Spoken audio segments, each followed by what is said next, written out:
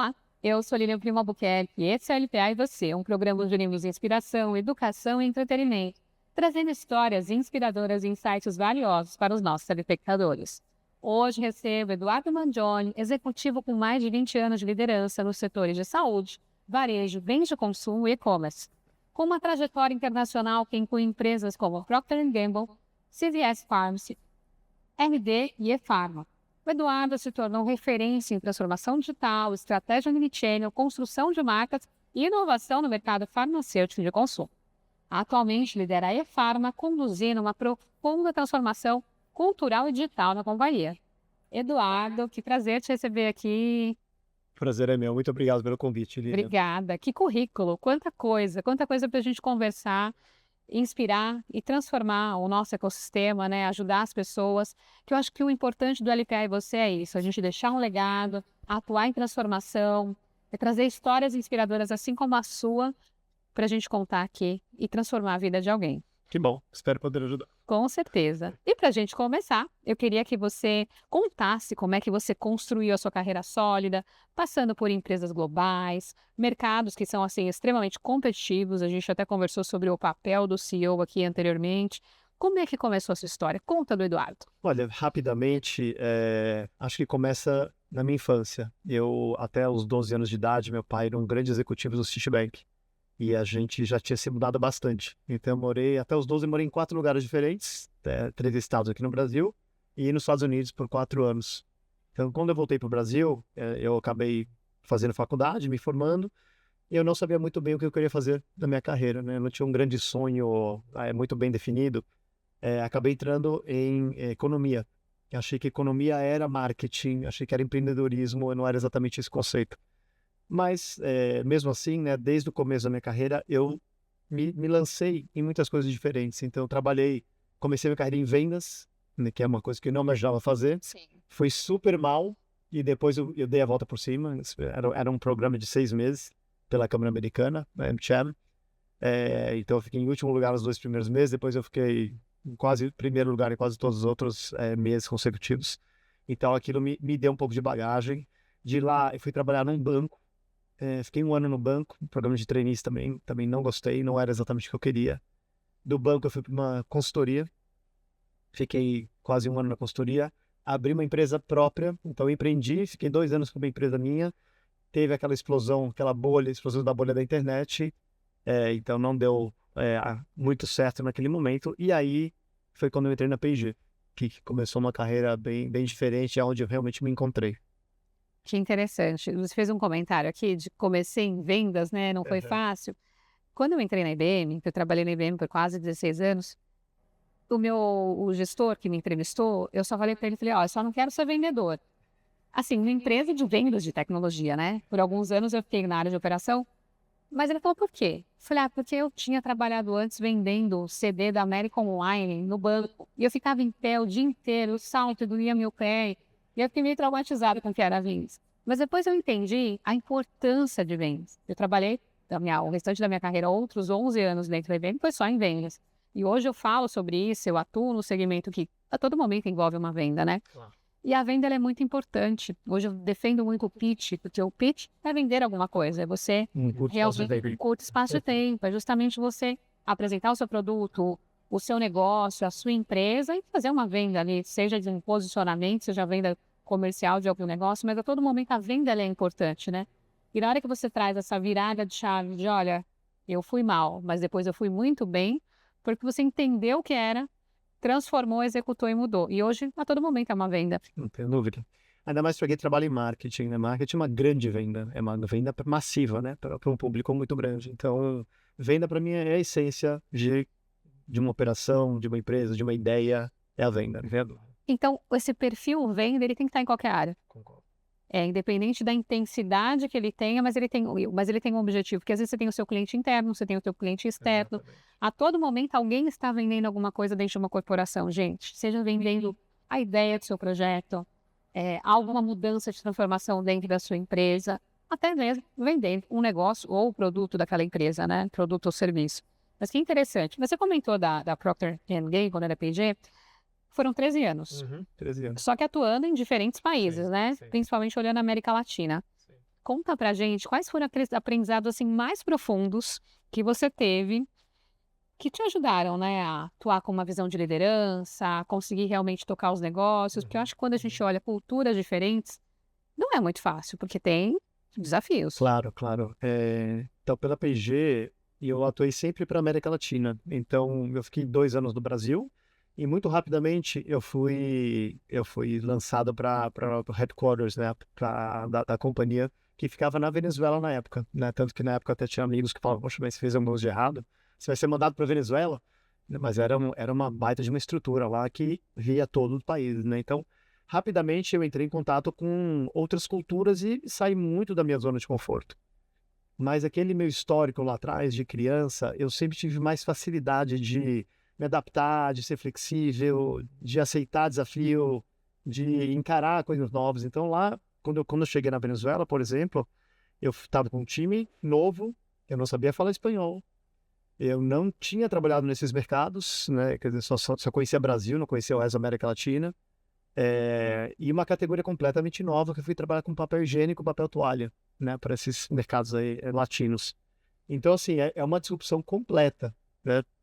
Então, eu acho que dos grandes aprendizados da P&G é essa abertura de você querer provar coisas diferentes, ter a curiosidade, se jogar, né? Nem sempre você está preparado para assumir aquela vaga ou aquele contexto, né, que está te circulando, mas essa atitude que a gente consegue desenvolver e ter, essa coragem, ela vai longe, né? E de lá, para você ter uma ideia, eu fiquei 2 anos e meio na Venezuela, depois eu morei 5 anos no Chile, morei mais 2 e meio no Panamá, e só depois de 10 anos eu voltei para o Brasil para assumir um canal, que também não era categoria, era outra coisa, para a América Latina, que era o canal de e-commerce. Foi quando eu me joguei. E você volta mais maduro, né? Quando você tem uma ambiência de outras culturas. Eu, por exemplo, tive a oportunidade de atuar atendendo o Chile, já tive a oportunidade de conhecer o Panamá.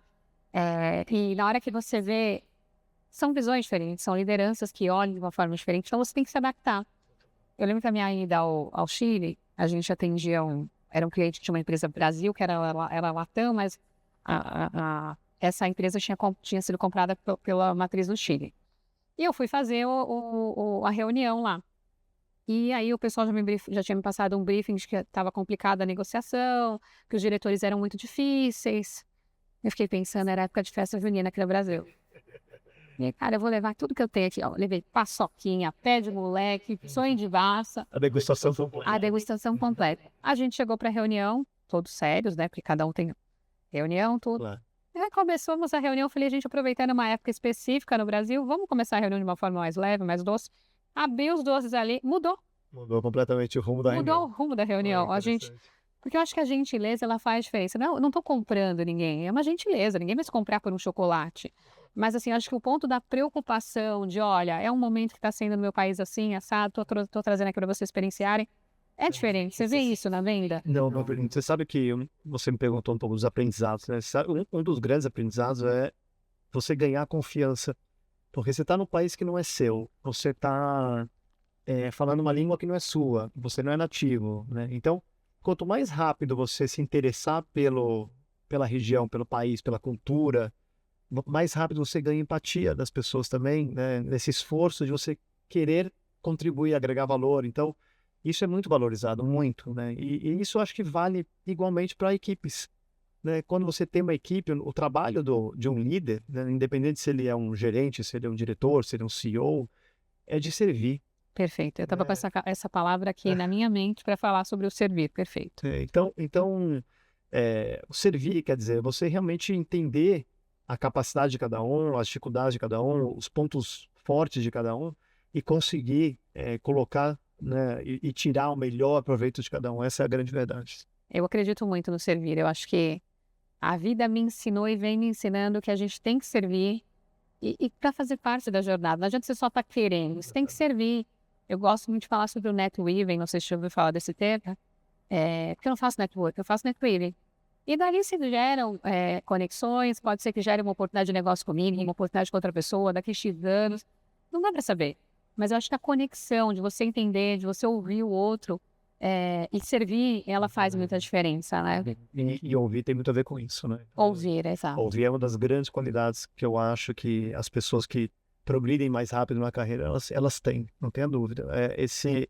Essa preocupação de parar, de realmente escutar, de ouvir, incorporar, né, e trazer isso para o dia a dia. Perfeito. Ao longo da carreira, você transitou em multinacionais consolidadas, né? Principalmente olhando o cenário de transformação. O que muda quando o desafio deixa de ser crescer e passa a ser se reinventar? Boa pergunta. Crescer, ele é muito sobre consistência para você ganhar escala, né? Então você olha o mesmo negócio, talvez um canal diferente, mas é sobre a mesma plataforma.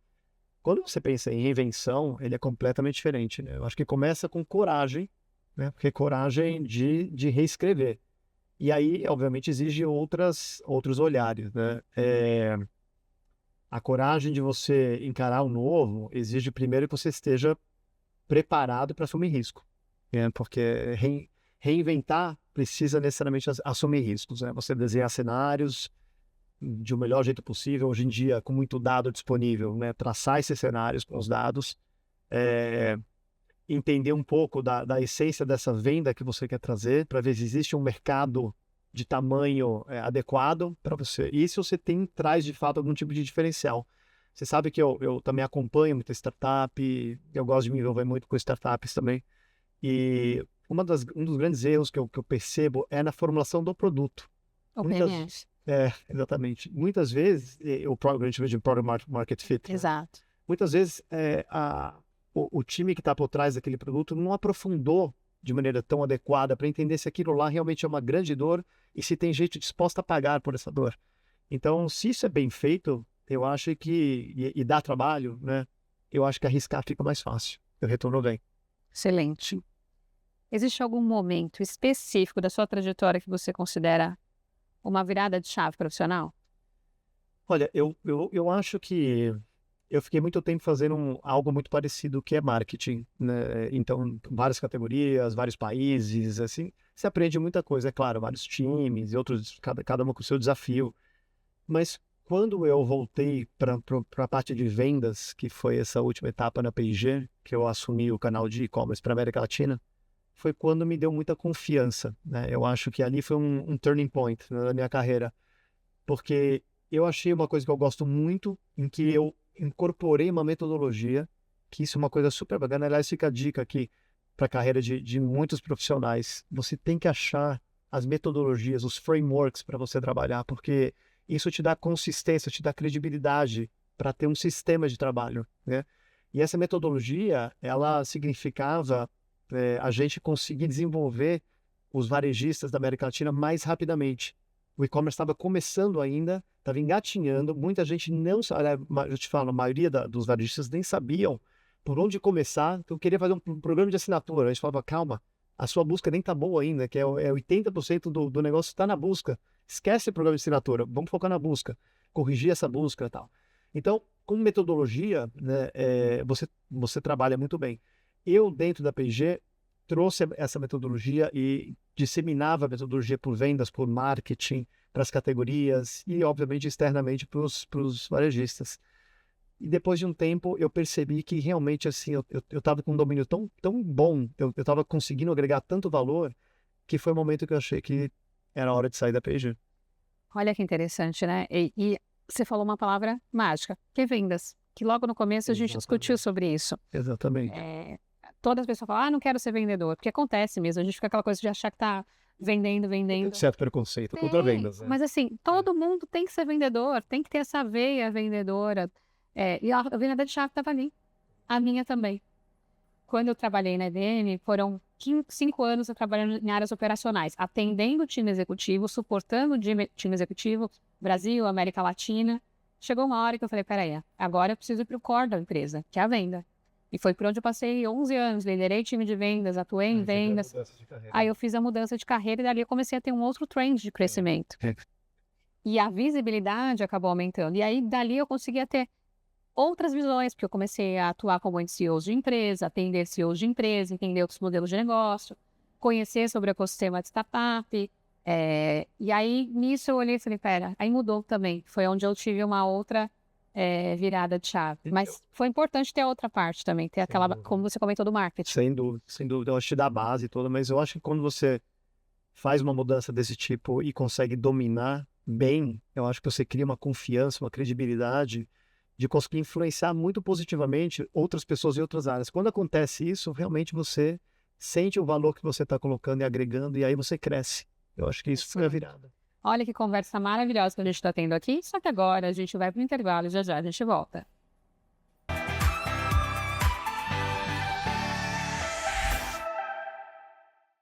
Investir não é apenas mover capital, é mover histórias. Essa é a filosofia de Lilian Primo Albuquerque. Com mais de 20 anos de mercado, ela traz na bagagem 15 anos de liderança na IBM e imersões no Vale do Silício e Israel. Ela transformou essa expertise em impacto real, criadora da mentoria LPA e do programa LPA e Você, que começou pequeno e hoje é multiplataforma, alcançando milhões de pessoas em emissoras no Brasil e nos Estados Unidos. Sua influência molda o mercado. É head de empreendedorismo na ANEFAC, vice-presidente no Instituto Êxito e colunista de tecnologia na Nova Brasil FM. Mas é no investimento que ela acelera o futuro. Premiada 2 vezes com o Boss Awards, Lilian tem mais de 80 startups no portfólio. Ela aposta em quem ousa criar. Lilian Primo Albuquerque. A mentalidade que escala, conecta e transforma.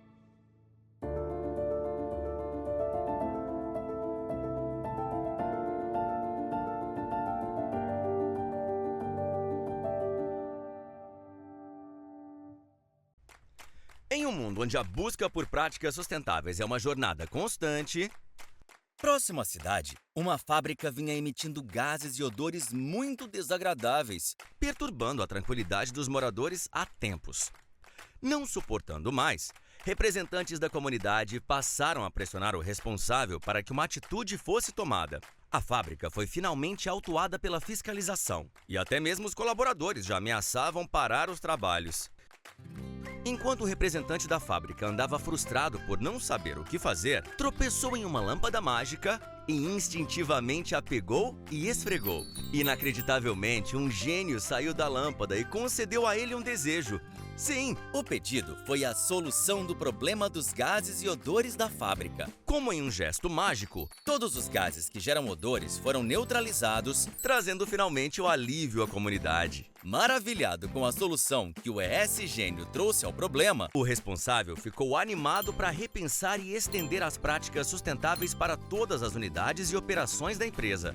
Os moradores e os colaboradores ficaram gratos e felizes com a nova realidade. A fábrica foi liberada pela fiscalização. Por fim, a ação do ES Gênio inspirou toda a comunidade a apoiar as práticas sustentáveis.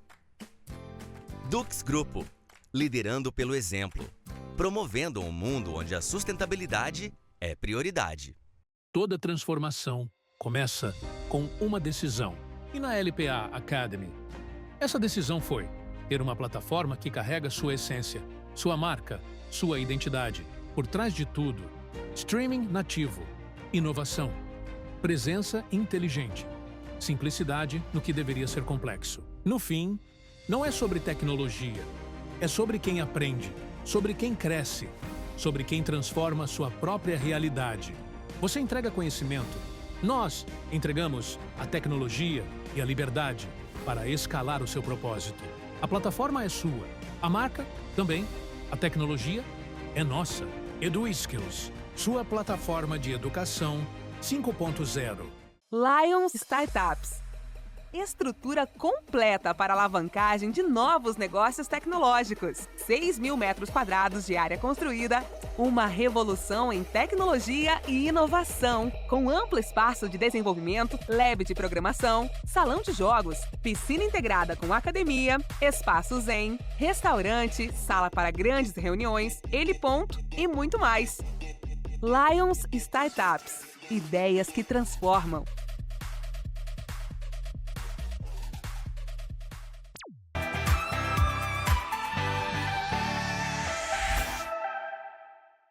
Voltamos para essa conversa que está incrível com o Eduardo. Vocês viram quanto ele é inteligente, quanta bagagem ele traz, quantos insights importantes a gente está recebendo aqui. Mas para vocês acompanharem ainda mais, Eduardo, eu queria que você contasse para a gente um pouco sobre o aspecto de liderança, principalmente envolvendo o processo de transformação digital. Porque na hora que tem empresas como Onofre, CVS, RD, como que o comportamento do consumidor mudou no varejo farmacêutico? Essa é uma pergunta que assusta o varejo faz 10 anos, né? Aí eu vou usar uma frase minha na época de marketing, né, eu acho muito boa, que é follow the eyeballs, né? Sigam os olhos. O que quer dizer isso? Quer dizer assim, você tem que estar onde o consumidor está. Esse é o básico, o entendimento básico da transformação digital. A transformação digital nada mais é do que o digital, o ecossistema digital, entrando nas nossas vidas e mudando o comportamento do consumidor. Então, desde que consome, como consome, aonde consome, né? Então, as marcas devagarzinho foram entendendo essas mudanças, né? Os varejos estão entendendo essas mudanças, só que isso exige muita mudança interna. O que as pessoas não enxergam, às vezes, do que é uma transformação digital, ela não é só uma transformação cultural da empresa, que também é um fator extremamente importante, né? Todas as áreas se unirem, entenderem, né, que o consumidor não está mais em um canal, né? Ele está em vários canais. A gente, inclusive, vou dar o exemplo da Onofre, naquela época que a gente era uma investida da CVS Pharmacy nos Estados Unidos, que é a maior farmácia dos Estados Unidos, e naquela época a gente era uma das farmácias que mais já estavam em e-commerce, né? Era muito grande aqui no Brasil. Para vocês terem uma ideia, a gente vendia 50% online e 50% nas lojas físicas. Então já era super agressivo a penetração. Mas quando a gente começou a olhar os dados e unificar o consumidor, que nem isso é unificado, né? É difícil unificar com sistemas antigos, sistemas legados, a gente entendeu que os consumidores que compravam em mais de um canal, ou estavam presentes em mais de um canal, compravam mais e com mais frequência. Então, esse foi um pouco talvez da base da gente justificar uma transformação digital. A gente falou, poxa, a gente primeiro precisa identificar que aquele consumidor que está comprando na internet ou na loja é o mesmo consumidor. Então, isso exige um investimento muito grande de recurso e de sistema para conseguir enxergar você em vários canais e dar essa atribuição, né? E depois, é claro, olhar um pouco, porque não é só o consumidor e o sistema, né? Depois é todo o portfólio, tudo que a gente oferece para os consumidores. Como é que você maximiza a sua oferta para aquele tipo de perfil? Então, a personalização veio logo em seguida, né? Mas é um baita desafio, porque mudar sistema é muito difícil. São sistemas de 20, 30, 40 anos de existência.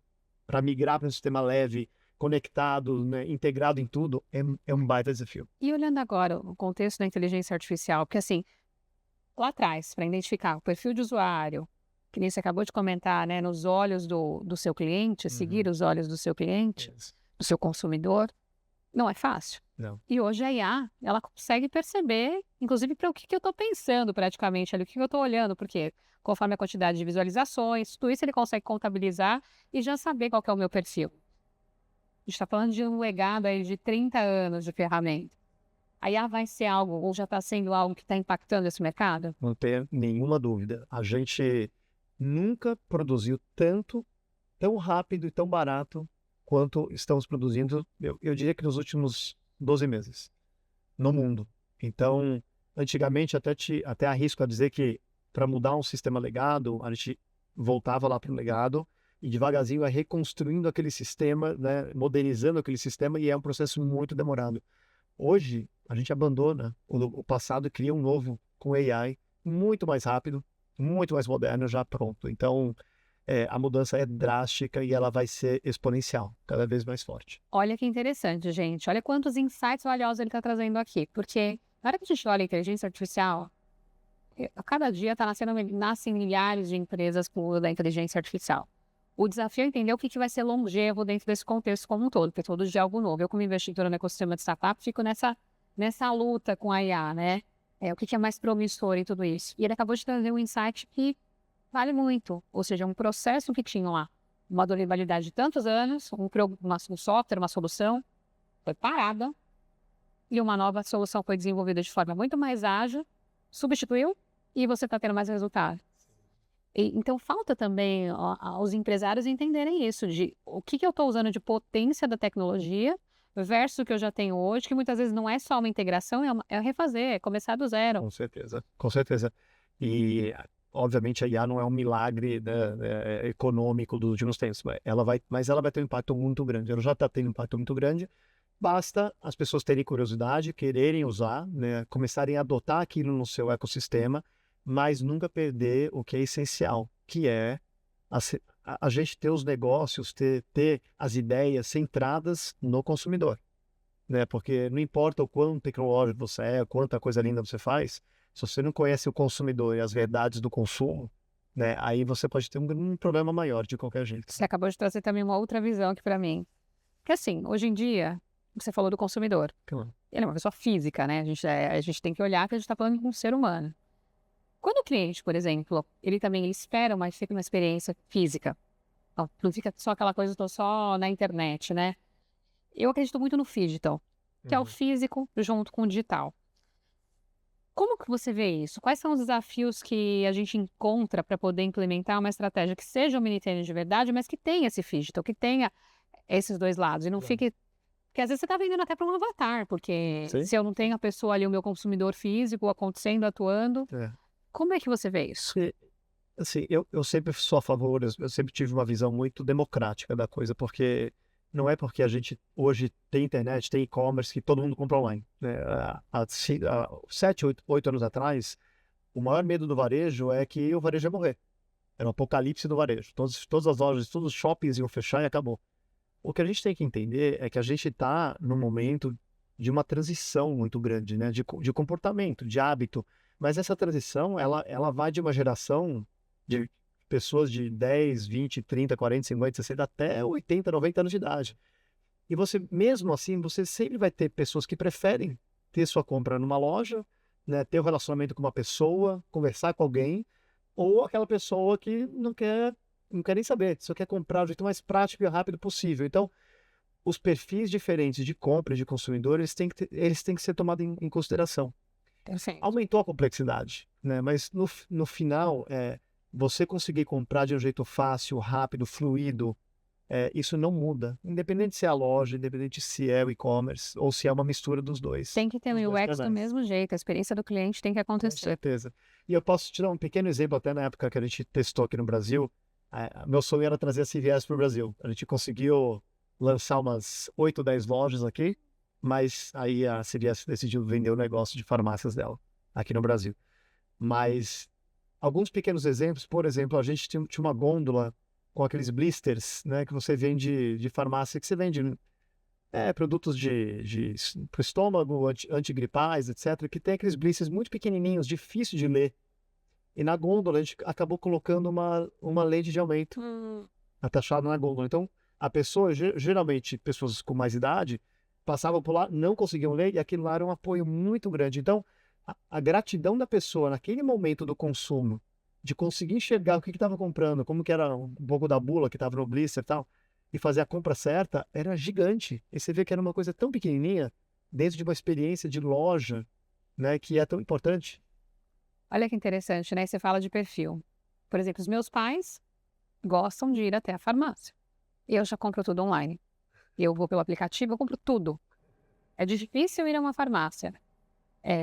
A não ser que seja um antibiótico, que mesmo assim dá para eu comprar online normalmente quando eu compro antibiótico, eu saí já do hospital e já estou precisando do antibiótico. Aí eu paro e tem que ser imediato. Mas se não, é tudo online. E é o lance do perfil mesmo, né? Perfil. E tem categoria. Tem categorias que você fala isso, mas tem outros, eu vou comprar uma roupa. Tem gente que adora comprar roupa online. Tem gente que fala, gente, não, preciso ver, preciso tocar, quero ver como veste, eu quero estar na loja, não quero perder tempo nem de receber em casa. Então, também varia por categoria. Olha que interessante. Né? E é interessante isso da categoria. Tem um outro comentário, semana passada, eu comprei 2 calças online, mas que eu já tinha comprado uma outra antes, que eu tinha testado, e ficou perfeita com aquela marca, com aquele modelo. E eu até falei pro meu marido, comprei essa calça online. Ele falou, nossa, você arriscou comprar uma calça online. Eu falei, não, mas tem lá um software de medida, onde ele já viu a minha medida, analisou o meu perfil, viu a minha idade, viu o meu peso, e aí sugeriu qual que era o tamanho de roupa que eu tinha que usar. Comprei, deu certo. Aí o que eu fiz? Comprei mais 2. Por quê? Ou seja, o piloto já tinha funcionado. Claro. Agora, já foi porque eu preciso, já comprei mais 2 diferentes da mesma marca, porque a experiência foi boa. Sim, O UX foi bom. exato. E porque para mim o que é importante? A praticidade. Uhum. Mas é o perfil. E por mais que sejam produtos diferentes, mesmo assim, acho que o perfil do comprador ele vai testando, né? E aí, se as outras categorias forem se adaptando, cada vez mais a gente vai tendo possibilidade nesses segmentos. Concordo. É interessante. Esse segmento é desafiador, Bem mas desafiador, bem Mas tem desafiador. tanto espaço, né? Tanta coisa para se Eu acho que trabalhar. a gente ainda está em transformação, está no começo, né? Acho que as pessoas ainda estão testando muita coisa. Tá certo, a gente tem que testar, a gente tem que errar, a gente tem que ver aonde tem mais tração, onde tem mais aceitação. E eu acho que com o AI a gente vai ter muita ferramenta para fazer isso até mais rápido, com mais dados. Agora, o setor de saúde e farmácia passou a ter mais protagonismo nos últimos anos, porque a gente está olhando muito saúde e Sim. tudo mais. Com a inovação da tecnologia, com essa inovação que está acontecendo, tecnologia, ela está redefinindo esse mercado? Porque você acabou de soltar um comentário aqui, poxa, nos últimos 12 meses a gente cresceu Sim.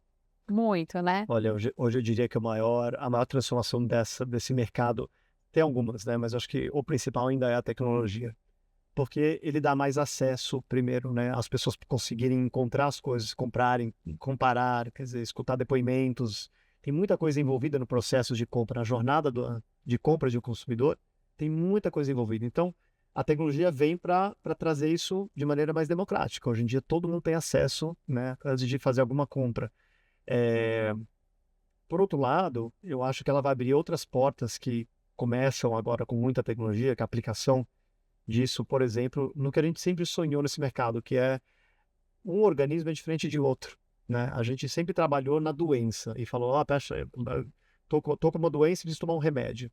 Há 10, 15 anos atrás, começou uma tendência no mundo diferente, de wellness, De wellness. né? Da gente estar bem, se manter bem. Por que só Cuidar antes, né? por que só se tratar quando está doente? Por que a gente não mantém, né? E isso abriu realmente uma indústria nova, crescente, gigante, pungente, que eu acho que é uma das grandes tendências do futuro ainda, que é realmente a gente conectar o nosso bem-estar, né? Para a gente continuar bem, estar bem e detectar pequenas variações da nossa saúde antes daquilo virar uma doença. E conseguir fazer alguma coisa sobre isso. Que é um pouco do que a ePharma faz hoje, que é o seu papel também ali, Exatamente. como CEO, trazer essa transformação de wellness através dos produtos e serviços que vocês têm para o ser humano. Se você quiser contar um pouco mais sobre isso, entrar em algum detalhe aqui para as pessoas conhecerem mais. Claro. A ePharma, a gente tem alguns negócios hoje, então a gente tem 2 empresas, na verdade, ano passado a gente separou. Tem uma empresa que a gente dá acesso a programas de suporte a paciente que tem doenças raras e complexas. Hoje em dia no Brasil, o Brasil é um dos poucos países do mundo ainda que as pessoas têm que pagar o remédio do próprio bolso. Esse modelo não existe lá fora.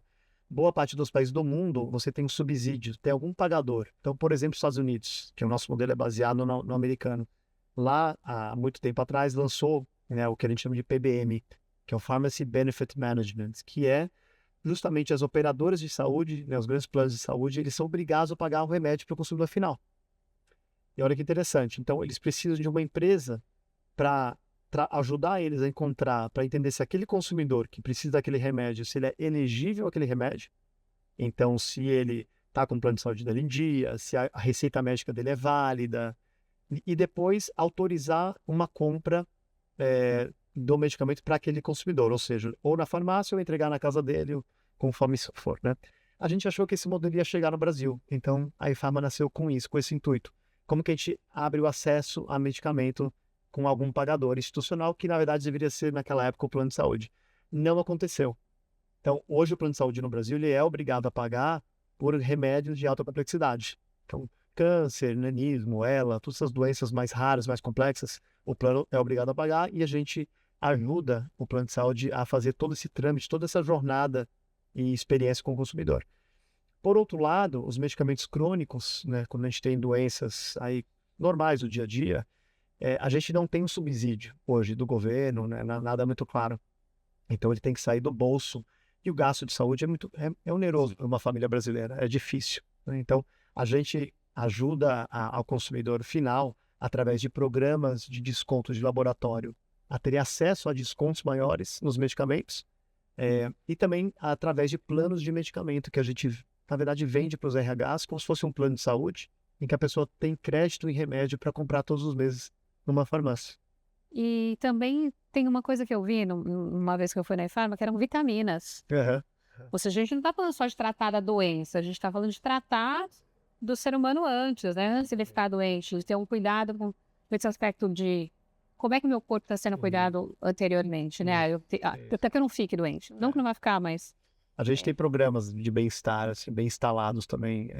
O remédio, ele é o último recurso, né? Então, primeiro é o bem-estar, né? Então, a gente, ano passado, lançou um produto muito bacana que chama Oxy, né? Ele tem um ecossistema muito grande, onde você tem acesso a muito conteúdo proprietário sobre o seu físico, o seu mental, o espiritual, para você se cuidar mesmo. Depois academias, quer dizer, todo o ecossistema que envolve realmente, inclusive vitaminas, minerais, suplementos, né? Que são, hoje em dia, quase que são obrigatórios para uma pessoa que já faz 40 para cima, né? Para suplementar, a gente sabe que é importante. Então, a gente tenta realmente ter essa abordagem de wellness primeiro, né, e trabalhar o wellness com o consumidor. E, é óbvio, quando ele precisa, quando ele tem uma doença, aí sim ele tem um crédito para usar o medicamento. Muito interessante. Você tem forte experiência com e-commerce, trade, marketing, ads. O que diferencia as marcas que crescem de forma sustentável hoje no digital? Olha, eu acho que primeiro tem a reputação da marca, independente se é digital ou não. As marcas precisam ser construídas. Isso não é fácil, isso não é para amadores, infelizmente. Custa, né? A gente chama de custo de aquisição do consumidor, que é o CAC. Hoje é um dos grandes vilões aí de quem quer criar marca, fazer algo diferente. É óbvio que o digital é mais fácil, né? Porque a gente consegue pagar um pouco menos do que era antigamente. Antigamente, você queria criar uma marca, você tinha que ir para a televisão. E televisão era muito caro, Hoje é um pouco mais acessível. Mesmo assim, né, você precisa na minha visão, de uma proposta de valor muito diferenciada, né, única. Você tem que rapidamente trazer para a mesa algo que vai ser reconhecido pelo consumidor, pelo comprador, aí voltando a vendas, né, como uma proposta que para ele faz sentido. Então, por que eu tô batendo essa tecla? Porque não importa o quanto você tem dinheiro para investir, que canal você vai colocar, se sua promessa, se sua essência da marca não fizer sentido, né? Então, por isso que eu até insisto sempre eu acho que a gente tem que gastar muito tempo, investir muito tempo na fabricação dessa promessa, entender bem essa dor, antes de sair, né, marketeando e colocando isso no ar, porque esse sim é um custo que é difícil dar retorno. Excelente, olha que conversa maravilhosa que a gente está tendo aqui, mas agora a gente vai para o intervalo e já a gente volta.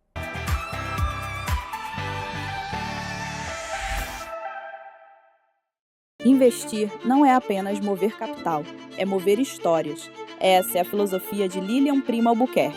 Com mais de 20 anos de mercado, ela traz na bagagem 15 anos de liderança na IBM e imersões no Vale do Silício e Israel. Ela transformou essa expertise em impacto real, criadora da mentoria LPA e do programa LPA e Você, que começou pequeno e hoje é multiplataforma, alcançando milhões de pessoas em emissoras no Brasil e nos Estados Unidos. Sua influência molda o mercado. É head de empreendedorismo na ANEFAC, vice-presidente no Instituto Êxito e colunista de tecnologia na Nova Brasil FM. Mas é no investimento que ela acelera o futuro. Premiada 2 vezes com o Bossa Awards, Lilian tem mais de 80 startups no portfólio. Ela aposta em quem ousa criar. Lilian Prima Albuquerque. A mentalidade que escala, conecta e transforma.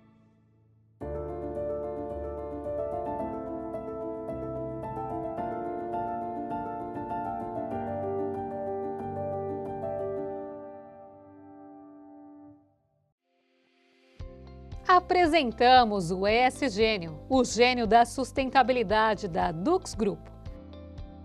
Famoso por suas batalhas contra gases e odores prejudiciais e desagradáveis, sempre em busca de melhorar a qualidade do ar nas indústrias de reciclagem animal. Tais indústrias enfrentam frequentemente problemas com a emissão de gases e odores indesejáveis. Mas não se preocupe, o ESGênio está aqui para fazer a sua magia. Resolver de vez esse problema ambiental. Aliás, parece magia, mas não é. É a mais avançada tecnologia que neutraliza as moléculas de gases odoríferos, transformando-as em novas moléculas atóxicas e sem odor. Com o ESGênio da Dux Group, seus desejos foram atendidos. Os incômodos, gases e odores agora serão apenas histórias. Entre em contato conosco e descubra como podemos ajudar a promover mais saúde, bem-estar, segurança e qualidade de vida no seu ambiente.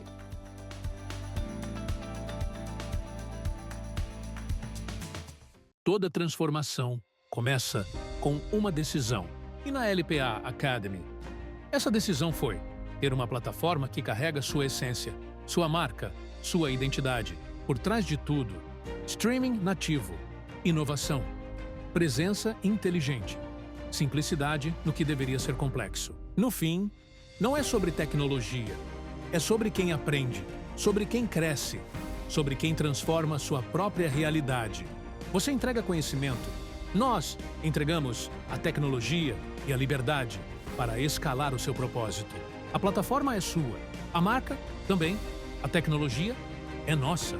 EduSkills, sua plataforma de educação 5.0.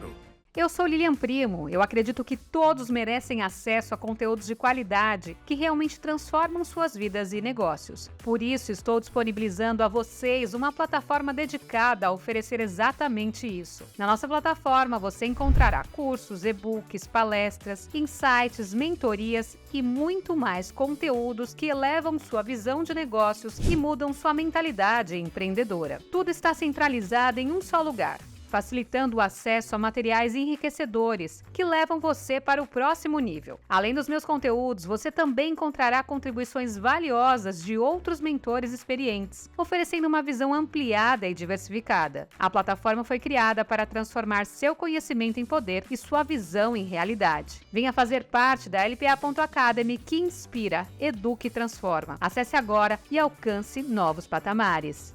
Se você busca empreender, se qualificar ou aprender uma nova profissão, você precisa conhecer a plataforma de conhecimento do Instituto Êxito de Empreendedorismo. São mais de 1000 conteúdos, 100% gratuitos e online, para você assistir quando e onde preferir. E todos os nossos cursos fornecem certificado. Desenvolva suas habilidades profissionais com o Instituto Êxito de Empreendedorismo.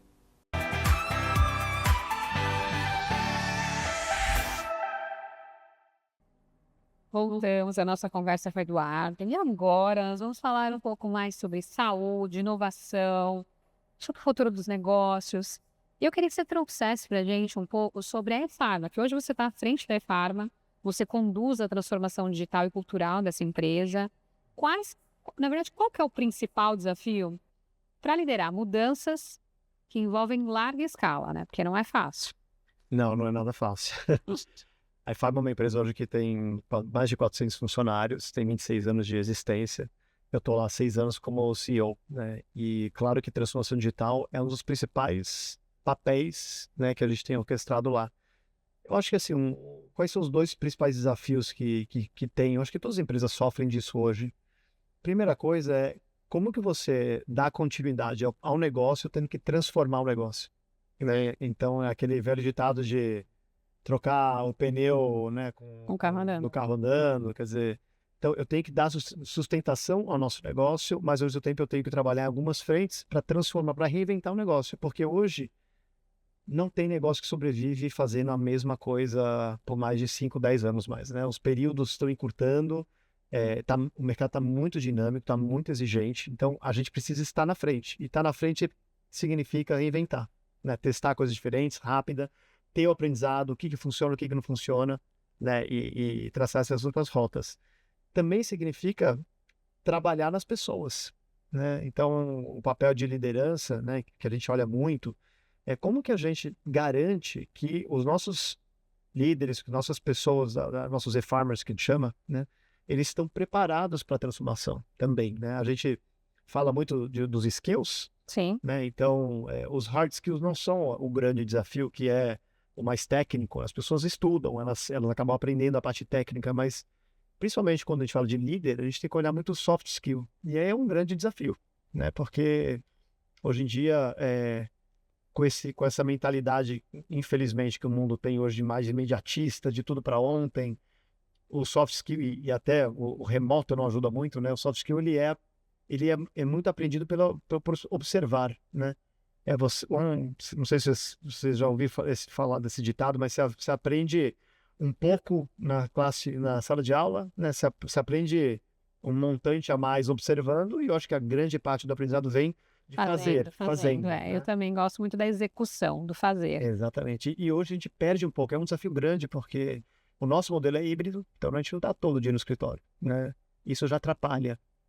E o soft skill não é algo simples de resolver, ele tem que ser aprendido com muita mentoria, muita proximidade, mas certamente é um dos maiores desafios que a gente tem hoje. E você sentiu diferença com esse híbrido? Porque eu sinto as empresas vindo cada vez mais para o ambiente físico e saindo um pouco do home office, que antes era o contrário, né? Com a transformação digital, com a pandemia e tudo mais, ficou todo mundo indo em casa. Agora, para voltar, vem sendo um desafio, mas pelo menos os novos ciclos, os novos contratados, eles não têm essa maturidade do home office. Como é que está sendo para vocês? Eu acho que você tocou num ponto super importante. A pandemia, ela virou esse mundo de ponta cabeça, né? Mas eu olho muito como digital. Eu acho que ninguém tem a resposta certa ainda do que é mais efetivo, né? É presencial 100%? É remoto 100%? Se eu tivesse a resposta a bala de prata, eu já teria dado. Ninguém tem, essa é a verdade. Eu, pessoalmente, acredito no modelo mais híbrido. Eu acredito. Eu acho que aquele modelo de você acordar cedinho, estar na empresa muito cedo, pegar trânsito, né? Aí fica na empresa, tem N eficiências dentro de uma empresa de cafezinho, depois almoço, tal, reuniões para cá e para lá. É muito ineficaz também, né? Às vezes você de casa consegue produzir muito mais, num ritmo muito mais acelerado do que às vezes no escritório. Então, eu não acho que um modelo é certo nem o outro. Eu acho que o segredo e a dificuldade é o equilíbrio. Quando você precisa estar com as pessoas certas no espaço, porque hoje em dia o trabalho também não é individual, né? Tem um ditado muito legal que eu gosto, que é aquele que se você quiser ir rápido, vá sozinho, né? Se você quiser ir longe, vá junto. Vai junto. Então, hoje em dia é muito real. O trabalho ele é feito em equipes, né? Se a gente quer... Só que a equipe, geralmente, são algumas pessoas-chave que precisam se encontrar, estar junto, sentir o calor, trocar experiência, trocar ideias. E talvez isso não precise ser todos os dias. Talvez não, certamente não é todos os dias. Então, eu ainda estou aprendendo, é claro, né? Eu acho que a gente tem que ter essa humildade intelectual para testar, para aprender, mas certamente a resposta não está em nenhum dos extremos, ela está mais ou menos nesse meio, de como você consegue equilibrar melhor os pratinhos aqui. Porque tem um outro aprendizado importante que é, se você não está com a vida pessoal bem resolvida, você não consegue ter uma vida profissional Perfeito. com seu potencial máximo, né? Sempre você tem alguma coisa te atrapalhando. Eu acredito muito. Você tem que focar no seu CPF, trabalhar o seu CPF para você conseguir ter um CNPJ bom ou atuar muito bem no CNPJ. Isso é importantíssimo. Mas, na sua visão, quais são os setores que vão liderar o próximo ciclo de inovação na área de saúde e consumo? Uma pergunta difícil, hein? Difícil, ó. Gente, a pergunta mágica, na verdade. O que ele responder aqui, ó, a gente já pode pensar se pode ser um negócio para ser investido. Nossa, Lília, eu acho que tem alguns que vêm na minha cabeça, mas tem outros que eu acho que nem nasceram. Adoro os que nem nasceram. Eu gosto desses. Outros a gente vai começar a ver a interposição de áreas que a gente nem imaginava, sabe? Eu acho que isso vai dar vazão a coisas inéditas, assim, no mundo. Por isso que eu acho que é uma época maravilhosa para estar vivo. Eu acho que a gente nunca teve uma época tão exponencial, tão transformadora, que nos deixa muito ansiosos. Já está aí o problema de saúde mental, né, que a gente está vivendo, imediatismo e tal, né? Mas provém disso. Eu acho que não dá para ficar parado, né? Mas respondendo a pergunta, eu acho que em saúde, o que eu vejo muito, eu acabei de voltar da China, inclusive, e para a China aí é um pouco futuro também, né? Você consegue ver algumas coisas interessantes lá. A gente tem uma briga muito grande no Brasil, principalmente, do que a gente chama de interoperabilidade. O que é essa palavra difícil?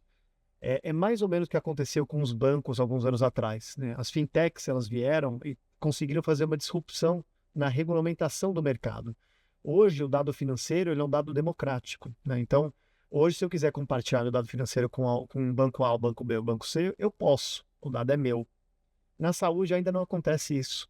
Na saúde, a gente fez o mercado foi formado com interesses muito conflitantes e muito separados. Então, O plano de saúde é um interesse com incentivos diferentes do que é os hospitais, as clínicas, que é diferente dos médicos, que é diferente do paciente, quer dizer, e da indústria. Quer dizer, se você olhar o todo, ele é um remendo maluco. Por isso que muitas vezes o que tem de tecnologia externa para resolver e salvar vidas, às vezes não chegou aqui, né? Com certeza. E o mais difícil é, eles não estão super conectados. Eles não conseguem operar juntos de uma maneira eficiente. Então, vou dar um exemplo muito prático. Hoje eu fiz um exame da coluna e um exame de fotografia, de foto de alguma coisa, de algum órgão e tal. Passou 6 meses, eu fui para outro médico e eu esqueci. E aquele médico não tem acesso àqueles exames, nem sabe que eu fiz aqueles exames, e ele vai pedir o mesmo exame. E eu vou fazer em outro lugar que não teve a conexão com aquilo que eu fiz. Então, Se você não faz no mesmo laboratório, você não tem o histórico. Eu sempre faço no mesmo para ter o histórico. que bom, mas assim, eu te digo que 90% das pessoas não, Sim. né? E isso é difícil, porque a gente perde o histórico, a gente tem diagnóstico muito mais demorado, pior, quer dizer, gera uma ineficiência completa no sistema, né? E às vezes você não precisa repetir os exames, quer dizer, tudo está envolvido, né? E aí deixa a saúde cara. Então, uma das grandes tendências, sem dúvida, é esse mercado de integrar essa tecnologia. Eu acho que aqui tem um mercado muito interessante para quem sai na frente e conseguir. É um baita desafio, mas tem um grande mercado. O outro, sem dúvida, é inteligência artificial aplicada né? Então, por exemplo, genômica. É um mercado que eu me interesso muito. A gente já tem muita coisa, a gente já fez toda a parte né, de mapeamento dos genes aqui do ser humano e tal. O que está na fase agora é de conseguir trabalhar com tanto dado para a gente conseguir personalizar tratamento. Isso é um sonho. O seu organismo é diferente do meu. Às vezes a dose que você precisa de um remédio é completamente diferente da minha. Às vezes o seu corpo trabalha muito melhor com um tipo de molécula e o meu de outra. Então, essa personalização do tratamento, né, em suas múltiplas esferas, sem dúvida, é um baita mercado também para o futuro, né?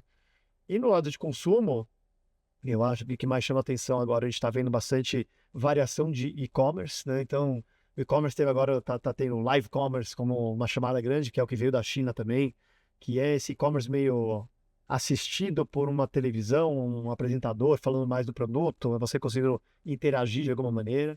Mas está vindo o que a gente chama de agentic commerce, né? Um e-commerce que é 100% assistido pela inteligência artificial, entendendo melhor seu perfil de busca, de preferências, e sendo muito mais assertivo em te levar para uma jornada de compra, né, do que no passado. Então, são áreas novas, mas eu tenho certeza que... E-commerce eu não conhecia ainda. Não conhecia. Até tem uma startup que eu invisto, que eles estão desenvolvendo uma outra solução para ter um agente para ajudar no processo da venda, e ele está ali naquela jornada, mas não era dentro de um live commerce. Então eu acho que ainda vai misturar muita coisa, eu acho que ainda vai nascer coisas que a gente nem tem ideia né, que vão transformar, mas o importante é a gente estar experimentando, testando, né? É a época da criatividade, eu acho, agora que a gente tem essa capacidade. A gente não precisa mais ficar fabricando 2, 3 anos de sistema para poder testar uma coisa. A gente consegue testar a coisa agora em rapidamente. Horas. Perfeito. Bom, agora a gente vai fazer uma dinâmica. Eu vou te falar algumas palavras, você pode me responder numa palavra ou em uma frase. Okay. Bom, liderança. Servir. Inovação. Prever o futuro. Saúde. Acho que a coisa mais importante que temos. Transformação. Foco na execução. Omnichannel. Para o consumidor. Eu ia falar que era o Eduardo. Estratégia. Execução. Consumo. Perene. Tecnologia. Parte das nossas vidas. Performance. Resultado. Futuro. É para construir. Excelente. Que conversa maravilhosa que a gente teve aqui. Quero te agradecer. Tenho um presente para te entregar, que é aqui dos nossos apoiadores. Deixa eu pegar aqui, o time vai me entregar aqui. Muito obrigado. Dá uma olhada aqui, preparado para você. Esse é um vinho da Finca Própria. A Finca Própria é o privilégio de você ter a sua própria vinícola. Você tem um terroir em Mendonça e através de uma propriedade compartilhada. É muito legal esse modelo deles. Inclusive, vi até com o meu nome. Exato. Esse foi customizado para você, com o seu nome, com o apoio da LPA e você, ao lado do nome do enólogo Antônio Mas, feito pela Finca Própria. Que bacana. Posso abrir o resto aqui? Pode. Esse é um presente enviado para você pela Difat. É uma empresa que tem mais de 26 anos de mercado. Ela prepara peças específicas, ela manda já com o perfil do nosso convidado. Posso? Claro. Ficou bom, combinou. Adorei. Ela já ornou, né? Muito chique, o meu tá arriscado. Já vou substituir. Ai, que bom. Lindo. Obrigado. E também eu vou te entregar Dux Defender para te proteger contra coronavírus, germes, bactérias. Esse produto eu gosto muito de colocar no carro porque ele não tem a base de álcool, então ele é a base de cloreto benzoato, então não é perigoso, não vai pegar fogo no carro. Eu passo no volante, até bolsa. Eu uso para limpar as minhas bolsas porque você pode utilizar no couro. É fantástico. Eu vou falar, desde a pandemia eu não fico sem. E é melhor que álcool gel. Com certeza, porque o álcool ele evapora. Sim. Esse produto ele fica sobre a Ele fica, né? superfície. Muito obrigado. Que bacana. Bom, que Obrigado. você gostou. Queria que você deixasse as suas redes sociais para as pessoas te acompanharem. Mais uma vez, quero te agradecer aqui. Muito obrigado pelo convite. Foi uma Obrigada. honra. Quem quiser me seguir é Eduardo Mangione, Duda Mangione no Instagram e Eduardo Mangione no LinkedIn. Tenho também um podcast de saúde, é um dos podcasts mais ouvidos no mundo hoje, e chama Oxigenando Ideias para a Saúde. Se alguém tiver interesse e está nesse mercado, eu recomendo. Excelente. Então, acompanha aí as dicas do Eduardo, as informações dele aqui. E acompanhe também o nosso programa pelo nosso site www.lpaivocê.com.br, pelo nosso Instagram, @lpaivocê, pelo meu Instagram, @Lilian_Primo Albuquerque. Eu também estou no LinkedIn como Lilian Primo Albuquerque. Acesse o QR Code que está aqui na tela, porque esse QR Code vai te oferecer um e-book gratuito que vai te ajudar no seu caminho, na sua jornada. E também você pode concorrer a prêmios. Então acesse o QR Code que está aqui. Muito obrigada e nos vemos no próximo episódio.